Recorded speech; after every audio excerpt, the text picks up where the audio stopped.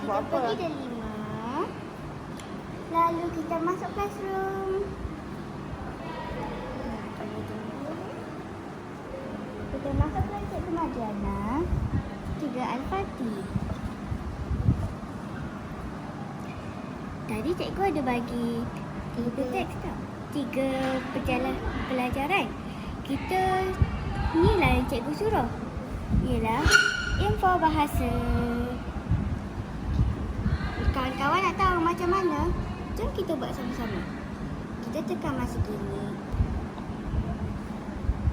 Pergi ke bawah dan copy image. Lepas itu kita pergi ke tempat tugasan tadi. Kita tekan sampai muncul tulisan bernama poster.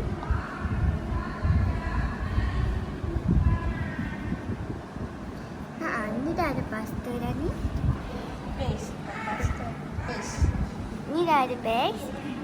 Kita tulis nama kita.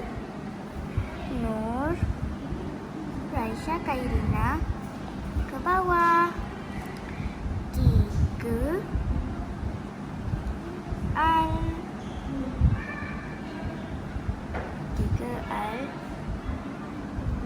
Al-Fatih.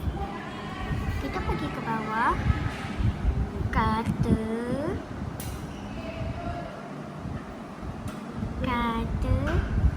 tanya. Ke bawah lagi. Kita suruh dia buat, tolong buatkan poster.